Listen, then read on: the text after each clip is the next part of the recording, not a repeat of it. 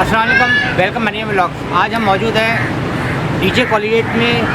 आज हम DJ college के जो प्लेयर रवा हैं उनसे हम कुछ बातें करेंगे, कुछ वो बातें करेंगे कि इन्होंने इस कोचिंग को बुनियाद बनाने के लिए इसमें क्या क्या इनको ऑर्डर्स आए, क्या क्या मुश्किल आए, कैसे इन्होंने डीजे कॉलेज का संगे मिल तय किया और आज ये इस मुकाम में पहुँची हुई हैं। तो आइए मेरे साथ और हम देखते हैं इस व्लॉग में। आज का व्लॉग हमारा पिछले तमाम किए गए तमाम व्लॉग से आज का व्लॉग मुख्तलिफ और कुछ अलग होने जा रहे हैं। तो आइए मेरे साथ और देखते हैं कि हम आगे क्या क्या हमारे साथ है। मोहतरम अंसारी, आज हम यहाँ डीजे कॉलेज में मौजूद हैं। हम इस कोचिंग सेंटर में आने का मकसद हमारा ये है कि इस कोचिंग सेंटर के हुए रहा था एक छोटा सा इंटरव्यू।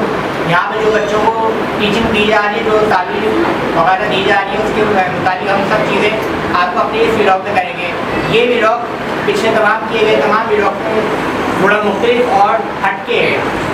बड़े व्लॉग सिर्फ और सिर्फ पाकिस्तान में नहीं, पाकिस्तान, इंडिया, श्रीलंका, बांग्लादेश और नेपाल में देखा जा रहा है। आज हम डीजे क्वालिटी के हम एक छोटा सा इंटरव्यू लेंगे, चिट चैट करेंगे और वो सारी बातें इनसे हम पूछेंगे जो इस कोचिंग को इन्होंने शुरू करने के लिए जो हडल्स आए, जो मुश्किलात आई, वो तमाम चीज़ें हम इसके अंदर कवर अप करेंगे। तो सीमा शहजाद मैडम, हमारे मैडम सीमा शहजाद के साथ ये डीजे कॉलेज की हुए रवा हैं। अस्सलाम वालेकुम, फ्रॉम मनीम ब्लॉग से। मैडम, मुझे थोड़ा इंट्रोडक्शन दीजिए कि आप इस फील्ड में कैसे आई और वो कौन कौन से मुश्किलात थे, वो कौन कौन से हडल्स थे जो आपने क्रॉस किया और आज आप इस मुकाम में मौजूद हैं। सर, मुश्किलात तो खैर जो भी आप काम स्टार्ट करते हैं तो मुश्किलात तो आपके रास्ते में लाजमी आती है, लेकिन असल जो है वो कामयाबी तभी आपको होती है जब आप रास्तों का मुकाबला करते हुए नाकाम भी होते हैं, कई दफ़ा नाकाम भी होते हैं, लेकिन आखिर में मंजिल आपको मिल ही जाती है। अच्छा, टीचिंग करियर का जो मैंने आगाज़ किया है वो 2002 में किया था और उसके बाद जो है वो उसके बाद से मैंने किसी फील्ड में मैं वाबस्ता हूँ। इस कोचिंग सेंटर को जो मैंने स्टार्ट किया है तकरीबन 4 से 7 साल पहले जो मैंने स्टार्ट किया इसको, और आहिस्ता आहिस्ता करके हम सबसे पहले हमने 9, 10 फर्स्ट ईयर सेकेंड ईयर में स्टार्ट नहीं किया था, लेकिन 8 क्लास 8 तक जो है वो हमारा रहा सिलसिला 4 साल 5 साल पहले तक। लेकिन उसके बाद हमने कॉलेज स्टाफ लिया और टीचर्स हमने अपने गैदर करने शुरू किए और माशाल्लाह आज जो है वो 2024 में मेरे पास पूरी टीम मौजूद है और ये पूरी टीम मेरी माशाल्लाह बहुत क्वालिफाइड, सारे प्रोफेशनल टीचर्स हैं, सारे हाई क्वालिफाइड हैं और माशाल्लाह अभी मेरे पास हर सब्जेक्ट का अलग अलग टीचर मौजूद है और बहुत ही सक्सेसफुली हम इस ट्यूशन सेंटर को, कोचिंग सेंटर को जो है वो चला रहे हैं।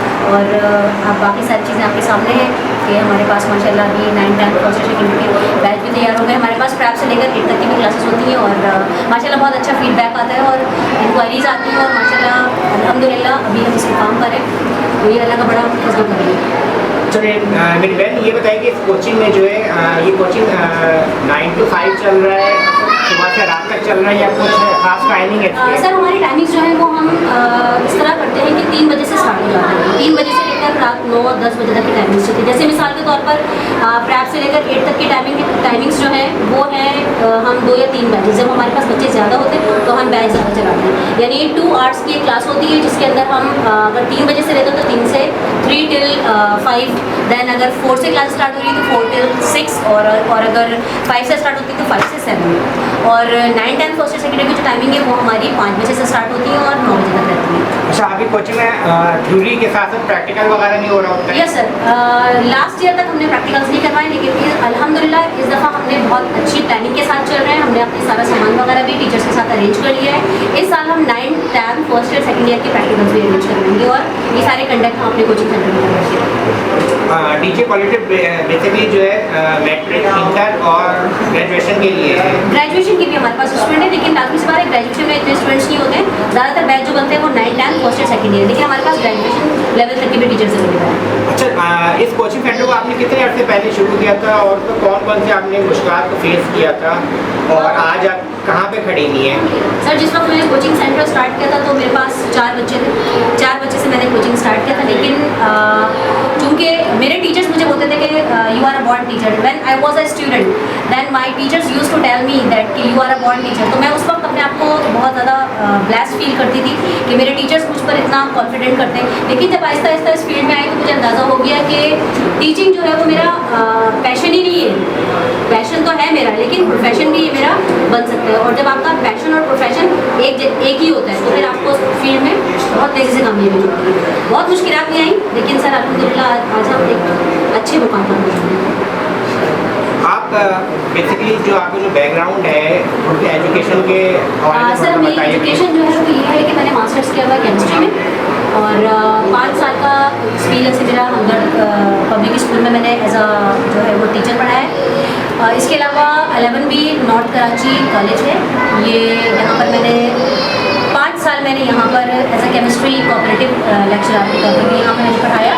और फिर इसके बाद जब अपना कोचिंग सेंटर स्टार्ट किया तो फिर उसके बाद मुझे टाइम ही निकला, मैं कहीं और टाइम दूँ, तो फिर मैं अभी सक्सेसफुली अपने कोचिंग सेंटर पर चल रही हूँ। तो जब आप वहाँ पे लेक्चरर थी तो वो वाली लाइफ और जो आपने आज अपनी कोचिंग सेंटर को रन कर रही है माशाल्लाह से, तो उसमें उस लाइफ में और इस लाइफ में क्या फ़र्क है? This is a great difference between jobs जो होती है ना, ये आपके घर को चलाती है।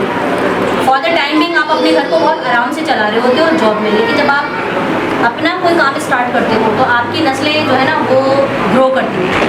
तो अल्हम्दुलिल्लाह ये मैंने सीख लिया है। और ये सिर्फ अर्निंग का वे नहीं है कि मैं इसे सिर्फ अर्न कर रही हूँ। सर मेरी कोशिश ये है कि चूँकि साइमा में मैं तकरीबन 7 साल से जो है वो मेरी रिहाइश है और मैंने जब मैं साइमा में शिफ्ट हुई तो मैंने जब से ही कोचिंग सेंटर स्टार्ट कर दिया था। मेरा जो पहला और प्रियोरिटी जो मेरे जो नंबर 1 जिसको मैं कहती हूँ वो ये है कि मैं यहाँ साइमा के बच्चों को इतनी मतलब क्वालिटी एजुकेशन दे सकूँ अपनी भरपूर टीम के साथ कि उनको साइमा के बाहर जाना ना पड़े। आपको पता है कि माहौल जो है वो बहुत अजीब सा हो रहा है, आए दिन एक्सीडेंट्स वगैरह होते हैं। तो मेरी कोशिश यही है कि साइमा के अंदर मैं बच्चों को ऐसा एनवायरनमेंट प्रोवाइड कर सकूँ कि यहाँ पर वो प्रोफेशनल टीचर के साथ अपनी एजुकेशन को कंटिन्यू कर सकूँ।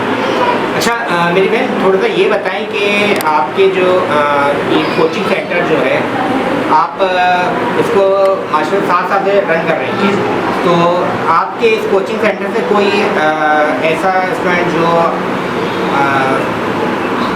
ग्रेड लेके आया हो, कुछ ऐसी कोई अचीवमेंट कुछ? बिल्कुल सर, हमारी सर पिछला साल जो भी गुजरा इसके अंदर हमारी 9th में जो हमारे पास बच्चे थे जो अभी मैट्रिक में चले गए, उनके 9th में 6 बच्चे जो हैं जिनकी 85 से अबव परसेंटेज आई। ये सारे हमारे हाई अचीवर्स हैं और हमने इनसे जो है वो पूरी डिटेल्स ले ली है, इनके हम पूरे जो है वो तैयार कर रहे हैं। बैनर्स हम माशाल्लाह अपने कोचिंग सेंटर में लगाएंगे ताकि लोगों को भी पता चले कि यहाँ पर जो टीचर्स पढ़ा रहे हैं वो इतने बच्चों को मतलब इतनी प्रिपरेशन करवा देते हैं कि आप आराम से 80+ में परसेंटेज लेकर आते हैं। इंक्लूडिंग माई डॉटर, मेरी अपनी डॉटर की भी 87 परसेंटेज आई है। तो अल्हम्दुलिल्लाह टीचर्स बहुत ज़्यादा मेहनत करते हैं, बहुत डेडिकेटेड टीचर है, सारे यंग हैं, एनर्जेटिक हैं, अपनी अपनी फील्ड के साथ बहुत ज़्यादा पैशनेट है। ऐसा तो नहीं कहीं कि आपके पास एक ही टीचर जो ऑलराउंडर चल रहे हो या हर उसके अपने सब्जेक्ट के अलग अलग रखते हैं? नहीं सर, अल्हम्दुलिल्लाह मेरे पास हर सब्जेक्ट का एक टीचर है। जैसे फिजिक्स के हैं तो फिजिक्स के एक अलग टीचर है जो कि 9th 10th first year second year तो सिर्फ फिजिक्स देख रहे हैं। मैथ्स के अलग टीचर है, मैथ्स के टीचर सर वहाज हैं। फिजिक्स के सर अशर जो है वो पढ़ा रहे हैं 9th 10th first year second year.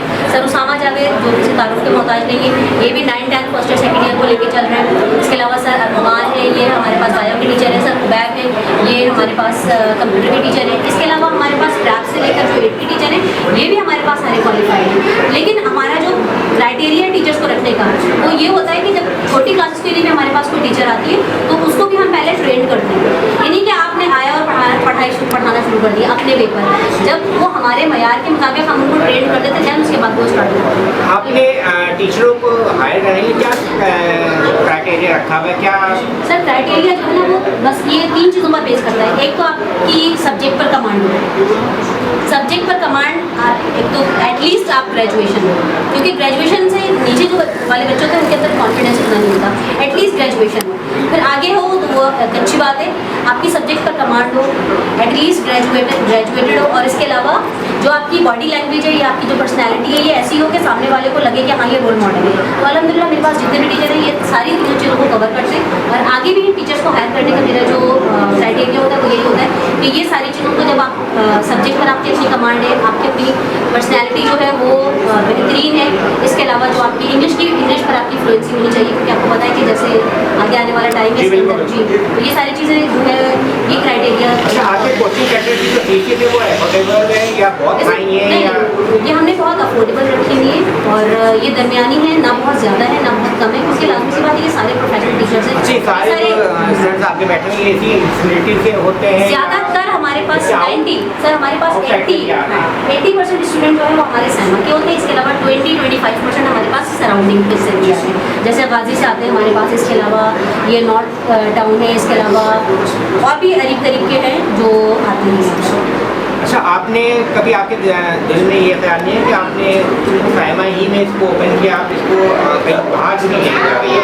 Sir being a woman मेरे लिए सबसे जो पहली मेरे लिए आसानी थी वो ये थी कि मैं अपने घर को ही कोचिंग सेंटर में कन्वर्ट करूँ, ताकि मैं ज़्यादा से ज़्यादा टाइम दे सकूँ। कहीं पर भी अगर मैं और करती हूँ तो मुझे उसके लिए टाइम मैं उतना नहीं दे पाती। अभी मेरे पास मेरे घर के अंदर कोचिंग सेंटर है, तो उसमें मैं 24 आवर्स में अवेलेबल हूँ अपने बच्चों के लिए भी। और अच्छा, ये जो आपके स्टूडेंट बैठे हैं ये आपके फ्रेश स्टूडेंट है या पिछला इन्होंने? सर ये हमारा फ्रेश ग्रुप है, इस वक्त हमारे पास मैट्रिक में तकरीबन ओवर 15 स्टूडेंट्स हमारे पास अभी आ चुके हैं, जबकि ये स्टार्टिंग ऑफ सेशन है, और 9th में हमारे पास ओवर 15 स्टूडेंट्स हमारे पास मौजूद है। ये फुल फ्रेश स्टूडेंट है। जो स्टूडेंट्स आपके पास इन हो रहे होते हैं, एनरोलमेंट में आ रहे होते हैं, तो वो आपके साथ पूरे सेशन चल रहे होते हैं या ऐसा होता है कि कुछ ऐसे उसके 2 महीने पढ़ा से चीज़ समझ में नहीं वो चले गए?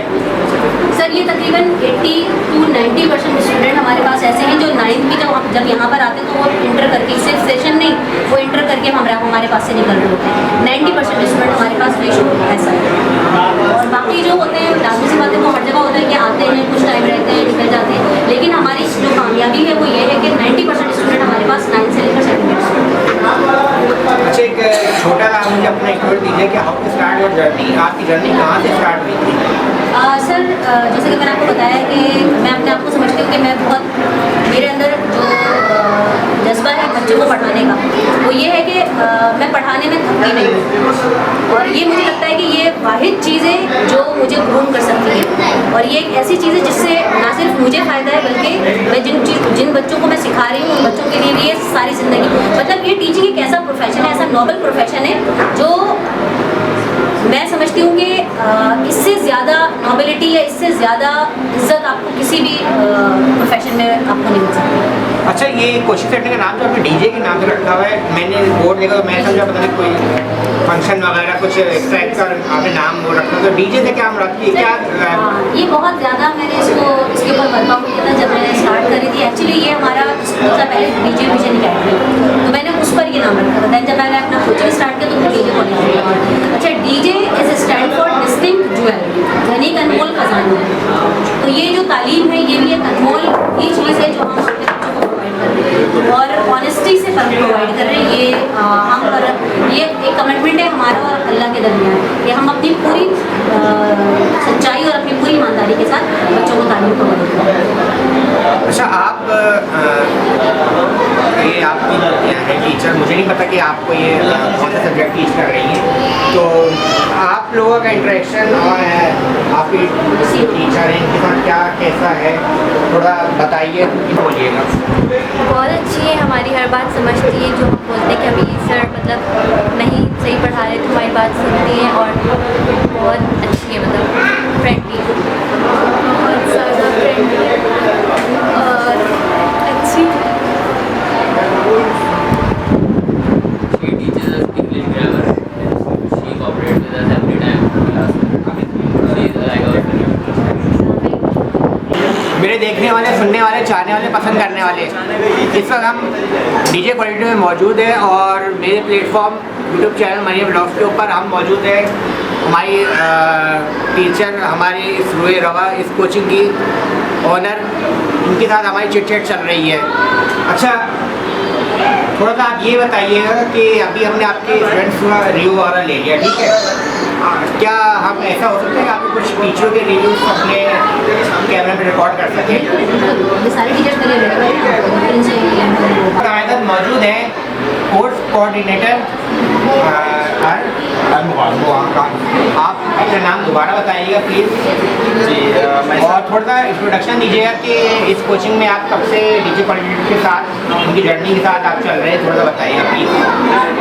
myself Mohammad Al-Muman Khan. I have been here from more than 2 years. I am allocated as a semi-government teacher in Hamdard Public School. I am teaching here English and biology as well. So this was my short introduction. Thank you sir, thank you very much. हम इस वक्त मौजूद है एक और teacher के साथ, बहुत बड़ा टीचर जो कि यहाँ पे मैथ और फिजिक्स को टीच कर रही होती है। अस्सलाम वालेकुम। थोड़ा प्लीज़ हमारे देखने वालों को अपना इंट्रो बताइएगा कि आप इस डीजे कॉलेज के अंदर जो है कौन से सब्जेक्ट की टीचिंग कर रही हैं और क्या आपका एजुकेशनल बैकग्राउंड वगैरह है, थोड़ा बताइएगा प्लीज़। अस्सलाम, मेरा नाम मुतावा जाहिद है और मैं डाउ यूनिवर्सिटी ऑफ हेल्थ साइंसेज से BS बायोटेक्नोलॉजी कर रही हूँ और मैं डीजे कॉलेज से 1 साल मोर देन 1 ईयर्स में पढ़ा रही हूँ और मैंने यहाँ पे 9 मेट्रिक को मैथ्स और फिजिक्स भी पढ़ाई है और कैम्ब्रिज को भी मैंने साइंस और केमिस्ट्री पढ़ाई है। इसके अलावा अभी करेंटली मैं मैथ्स पढ़ा रही हूँ।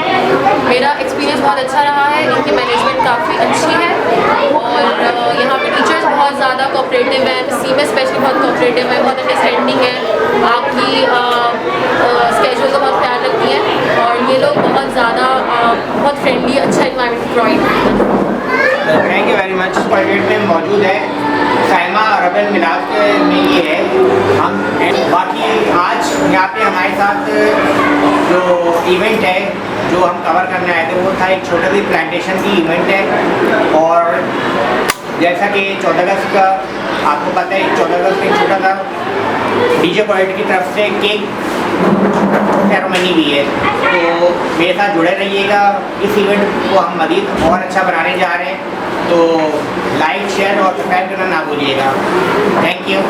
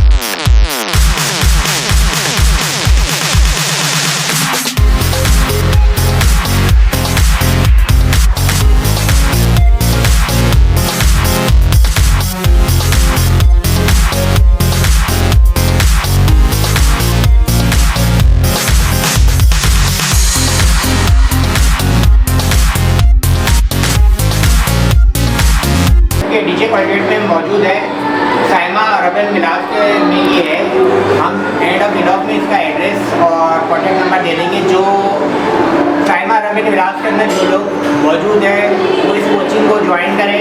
बहुत ज़बरदस्त टीचर है, टीचर्स के एजुकेशनल बैकग्राउंड बहुत ज़बरदस्त है, तो मैं प्रेफर करूँगा कि आप लोग इसको ज्वाइन कीजिएगा। तो लाइक शेयर और सब्सक्राइब करना ना भूलिएगा।